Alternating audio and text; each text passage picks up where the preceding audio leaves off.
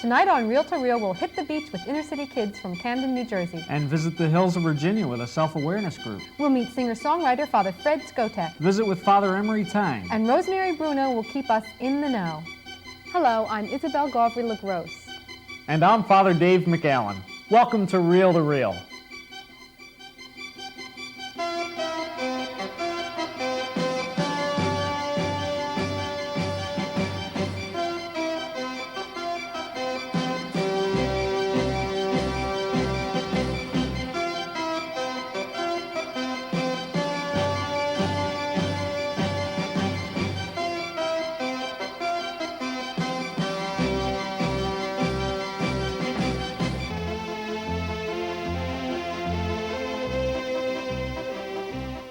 One of my fondest memories of a Catholic education is of the choir director, Sister Marguerite Dolores, telling us, "He who sings prays twice." In the past, we didn't give the sisters much to work with when it came to talent, but that's not the case with Father Fred Skotek, whose singing has become an integral part of his priesthood.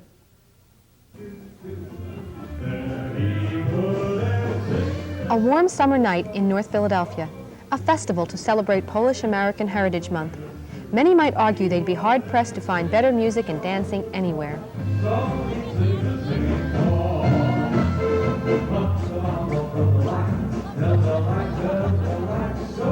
It's not exactly a likely setting for prayer, unless, of course, you know Father Fred Skotek. On the road to Emmaus, we spoke of many things. A man came along and talked. I always approach it from a spiritual point of view because I'm not a performer, and I can't do that. The pastor of Saints Peter and Paul in St. Clair, Pennsylvania, Father Fred uses his music as a tool for sharing the gospel message. Although he has already recorded one album and shared his music with countless audiences, he doesn't consider himself to be an entertainer. But basically it has been given as a meditation. And much like pastors who would invite priests in as guest speakers on a religious topic, I kind of let them know that I'm available to offer a different kind of approach to spirituality through music. And I not only sing the songs, but I offer a meditation prior to the song, not just explaining the song, but involving the hearer in it. The music he writes often reflects personal experience. His favorite song was written when a young couple he knew was having difficulty starting a family. He happened to be visiting their home one day when the phone rang. Her sister and I, when the phone rang, left the room because I felt I was out of words already, and I just can't go through another, crying session and consoling session. I was really getting worn out with this as much as they were. So we went outside, and as we looked in and saw them hang the phone up with, like, tears, but joyful ones, we knew that, she was probably pregnant. When they came out, they said, "Great, this is really exciting." I went into the house then and sat down, filled with this joy, and just began to play classical music. But then in that period of playing classical music, I was inspired to write this song called "I'm Your Child." I am the seed of your love. I grow inside of you.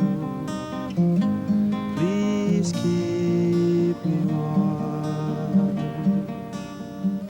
The song is like my pro-life contribution, where that baby is growing inside its mother and hoping and dreaming and being excited about being alive and thankful that their parents were willing to share their life.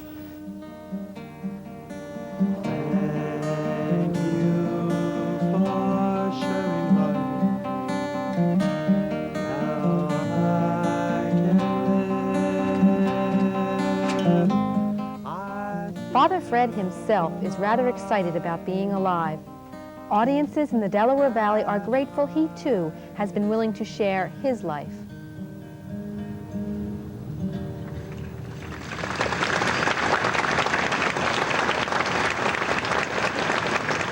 God bless you. Thank you very much. Father Fred's inspirational music is available on his first album, and it's called Meditations. If you would like a copy, contact us here at Reel to Reel and we'll put you in touch. And now let's visit with Father Emery Tang, who has a few thoughts for us on world peace. Hello, I'm Father Emery Tang. Does the news bother you as much as it does me? Now that we've deployed our cruise and Pershing missiles, I'm really worried. Where's it all going to end anyway?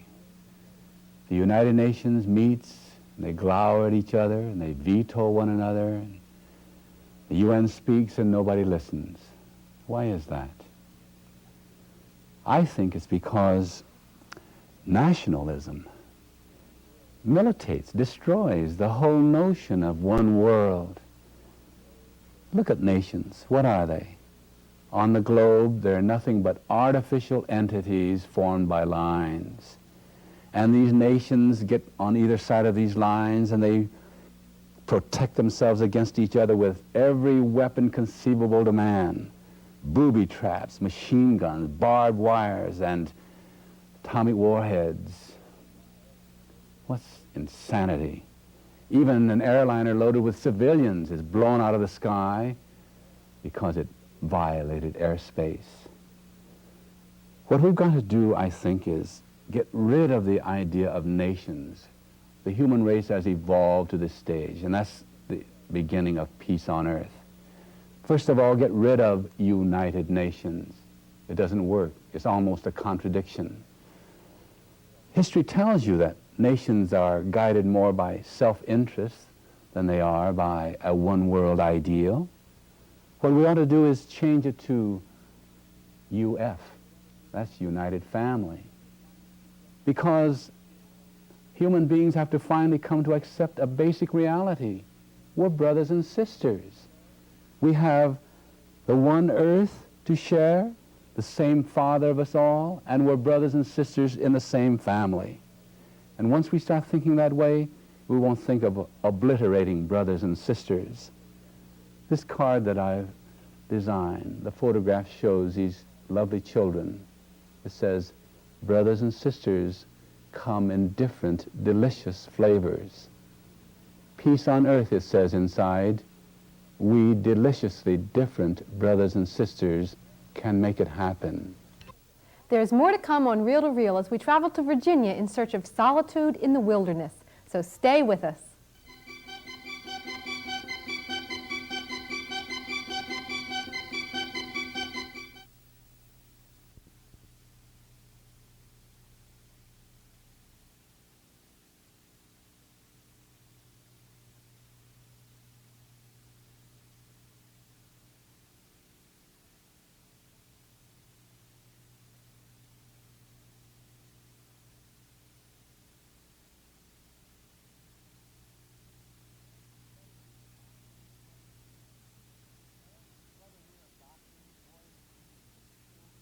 Whether we are doctors, lawyers, or Indian chiefs, we're all under pressures, and at times it's important to leave them behind. With the busy lives that most of us lead, it's not easy to find that quiet place to be alone with your thoughts. So our next story takes us to the hills of Virginia, where a group of people have sought and found just such a special place.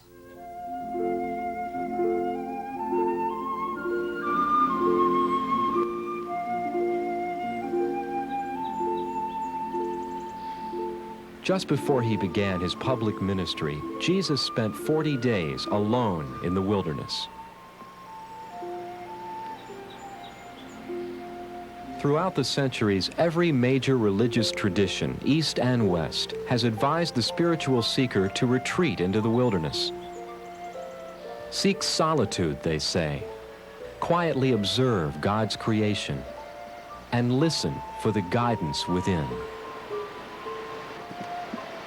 What does the wilderness have that can help us in our quest for the divine? These people have come to Crabtree Falls, Virginia to find out. They're participating in a program called the Wilderness Vision Quest, a program developed by psychologist Michael Brown. The seed origin of this work comes from Native American tradition, where the man or the woman would go off alone in solitude for 3 or 4 days, generally fasting, leaving his or her culture behind, his roles, his patterns, and trying to come to terms with the awesomeness and the power of life. Michael feels that the stress of modern life not only drains our power and causes illnesses, but also cuts us off from nature and from our own inner wisdom.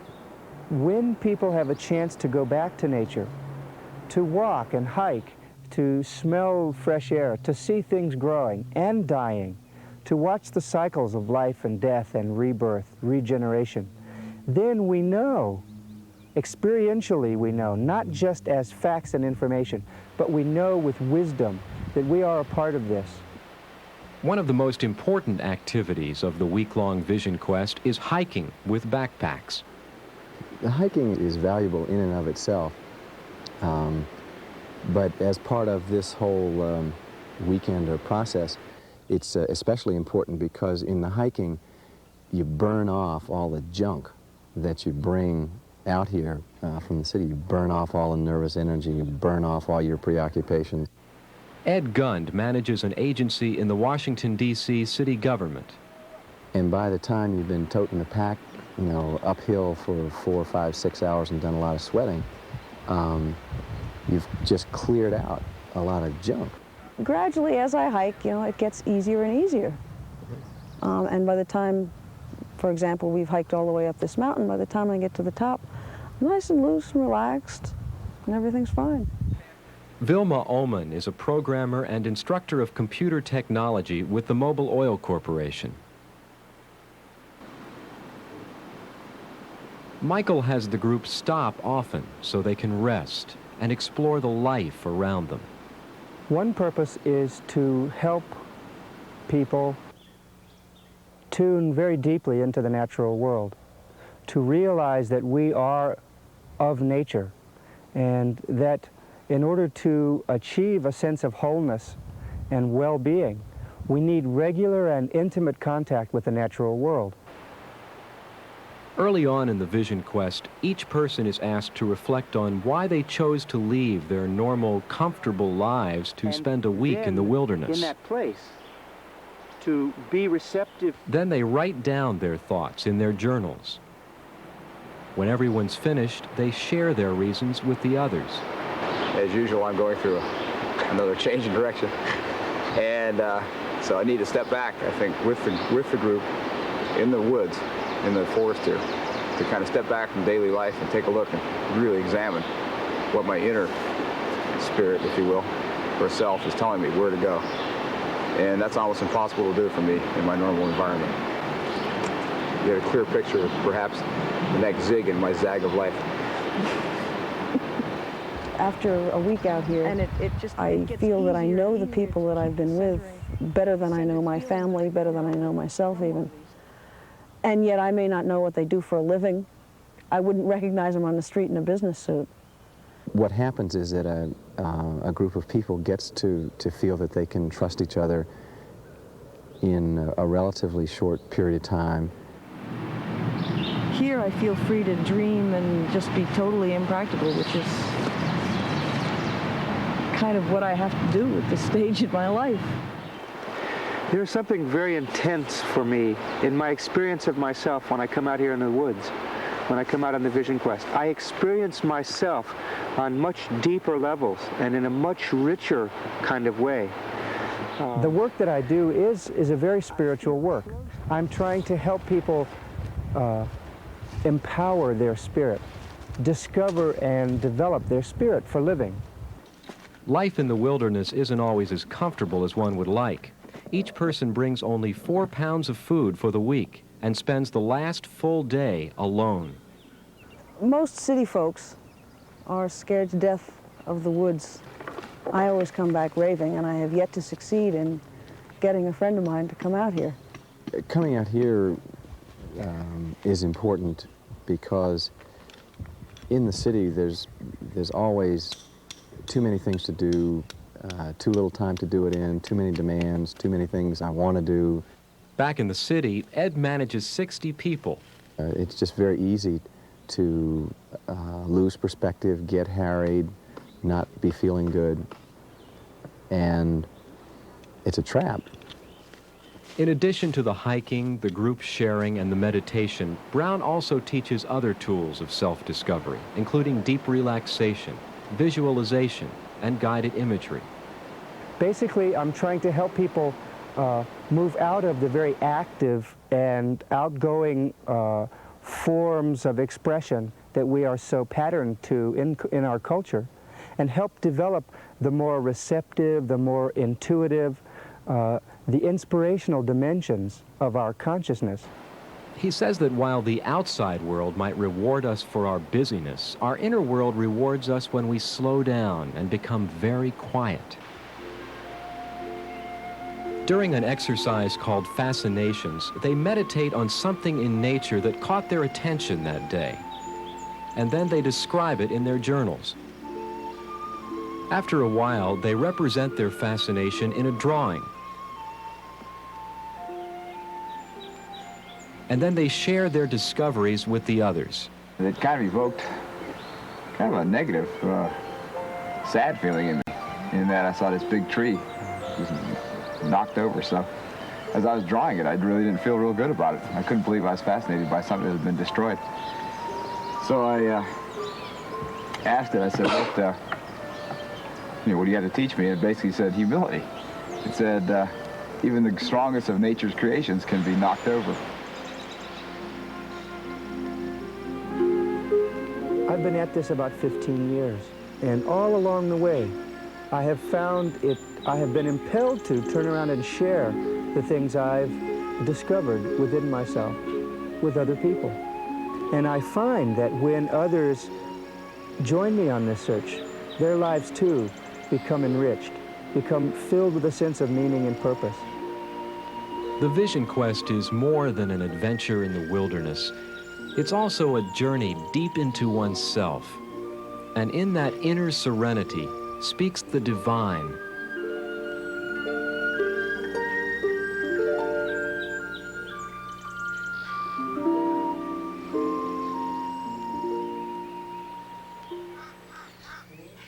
There's more to come on Reel to Reel as we board the Vacation Express to the Jersey Shore. Stay with us.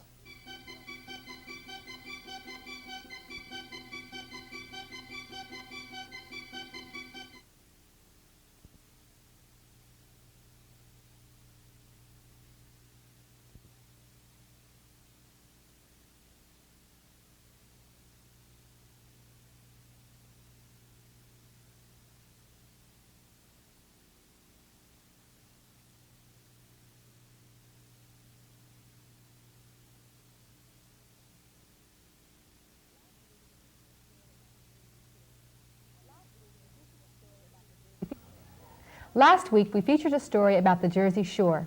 I live at the shore, and it's hard for me to believe that some children grow up never having seen the ocean. Some might not believe it, but there are plenty of children less than an hour's drive from the shore who never have the opportunity to go there. A parish group in Sea Isle recognized this need, and so they've opened their doors to children from Camden. Let's watch. For most children, a trip to the shore is eagerly awaited. In August, thanks to several families in Sea Isle City and other shore spots, 45 children from Sacred Heart Parish in Camden were able to enjoy a week's vacation at the shore. Sister Margaret Sullivan organized the trip, matching Camden children with seashore families who wanted to share their homes and beaches with these city children. Children that I thought might enjoy a vacation at the shore, I took their picture and did a little write-up on them, such as the type of food they enjoy, what kind of games they like, things like that. And I sent the pictures to the shore with a little write-up on each child. It was posted in the back of St. Joe's Church, and families who might possibly have a boy the same age or a girl the same age chose a child that way. So they were paired off according to age and whatever. Some of the families, the host families, have told me that what they do is they plan this week kind of as their vacation week. So they do things with all of the children that they might not do the rest of the summer. So it's a special time for the kids from Camden as well as the kids from the shore. Well, last year I was part of the trip, and now this year I'm going with the same family. Last year, first we went to a carnival in Williamstown, then we went on a boat trip, and then we went on the boardwalk. And most of the time we was on the beach, playing and swimming, catching the waves and all. Suitcases were checked and goodbyes were said, and as the travelers wondered how much longer the ride would take, Sister Marge took the wheel of Sacred Heart bus and headed for the beach. Let's go surfing now, everybody's learning how. Come on a safari with me. Come on a safari with me. Early in the morning we'll be starting out. Some money will be coming along. I think there's benefits on both sides. Certainly at this end, it allows the kids from our neighborhood, from the city here, to get away for a week, to go down to the beach, which is a nice experience. At the other end, I think it allows kids who are not living in the city to experience children from the city. I think that children from the city bring a whole new perspective in terms of their approach to life. Within an hour, Sister Marge and her kids arrived in Sea Isle City. For a few of the children, this was a reunion and a time to remember last year's first Camden to Sea Isle vacation. For many others, this was perhaps the hardest part of the week, as strangers from two different worlds came together as families. We're going to get you mixed up all week, I'm sure. Marilyn Chickarone, a mother of 4 children, helped organize the host families in Sea Isle City. Thought it would be really good for my family, and I wanted to. I thought it'd be really nice to have a little kid down here that wouldn't get a chance to come otherwise. Some really beautiful things have happened. One family has kept in contact with the 2 little girls that they hosted last summer, and they've had them to their home throughout the winter, and in fact they're still down at the shore now. They've been visiting off and on, and they've really formed a good relationship. There are a lot of stories like that, a lot of successes. I think the kids have a wonderful time getting down to the shore and enjoying the beach and everything. And I know for my children it's really a good experience because we live in a pretty homogenized neighborhood. Everybody comes from about the same background, and they really don't have anybody from a different experience. They don't know what it would be like to live in the city. They don't see a lot of blacks or other ethnic groups, and I think it's really good that they know that there are all sorts of different types of people and we're all the same. We're all brothers and sisters. And now, to keep us updated on current events in the religious world, here's Rosemary Bruno with In the Know. Thank you, Father, and good evening. A cheering crowd of 30,000 joined John Cardinal Kroll of Philadelphia and Pennsylvania Governor Dick Thornburg in welcoming President Reagan to the 18th Annual Polish Festival at the National Shrine of Our Lady of Czestochowa on September 9th. Cardinal Kroll expressed gratitude to the President on behalf of the American bishops for the President's recent announcement that he will seek authorization to donate $11 million to the foundation set up by the bishops to aid poor farmers in Poland. President Reagan, in addressing the crowd, voiced his impression of the shrine when he said, "I sense the love and joy you have for the Blessed Mother. I see how Our Lady has been an inspiration to the Holy Father." 3 organizations in the Archdiocese of Philadelphia are recipients of monetary grants from the National Office of the Campaign for Human Development. Father Marvin Moddet, Executive Director of the campaign, attended a meeting in Philadelphia on September 13th and awarded the grants to the Senior Organizing Project, the Tenant Energy Project, both in Philadelphia, and the Farm Workers Organizing Project, which is based in Kennett Square. In addition to the national grants, 19 other local groups will receive allocations from the Archdiocese of the Philadelphia Campaign Office. Father Moddet had this to say about the purpose of the CHD in the United States. We say that it's self-help. It's not a handout, it's a hand up. It's people helping people to help themselves. Monsignor Charles J. Giglio assumed the duties of executive editor of the Catholic Star-Herald, the Camden diocesan newspaper, on September 15th. Along with his editorial responsibilities, he will act as diocesan archivist and historian. Monsignor Giglio succeeds Monsignor Thomas J. McIntyre, who now serves as Secretary of Education and Superintendent of Schools. Archbishop John O'Connor of New York has initiated proceedings to promote his predecessor, the late Cardinal Terence Cook, for canonization. Father Benedict Rochelle, who is currently working on a biography of Cardinal Cook, has been appointed as promoter of Cardinal Cook's cause. Married couples are urged to consider attending natural family planning instruction currently offered by the Family Life Bureau of the Archdiocese of Philadelphia. A continuing series of seminars will occur in various locations throughout the year. For more information, check your local newspapers for announcements of times and locations or call the Family Life Bureau at 587-3995. In closing, congratulations are extended to Holy Redeemer Hospital in Meadowbrook, Pennsylvania, which celebrated 25 years of faithful service to human life. 2 weeks of special events, including a Mass celebrated for the Sisters of the Holy Redeemer by John Cardinal Kroll, culminated yesterday. I'm Rosemary Bruno for In the Know. Belle, we've done 4 shows now. How do you think we're doing? Well, according to the objective opinion of my family, we're doing just great. And judging from your cards and letters, you think so too. Now we'd like to hear from the rest of you. If you have comments or suggestions, please write to us here at Reel to Reel. After all, it's your show too. Send your letters to Reel, 222 North 17th Street, room 907, Philadelphia, Pennsylvania, 19103. Next week, we'll follow an engaged couple as they prepare for the biggest step of their lives, marriage. Mike Gallagher takes a look at current movies. And we'll introduce Father Tom Legere in our relationship series. All that and more next week on Reel to Reel. Good night. Good night. And remember, Jesus is Lord.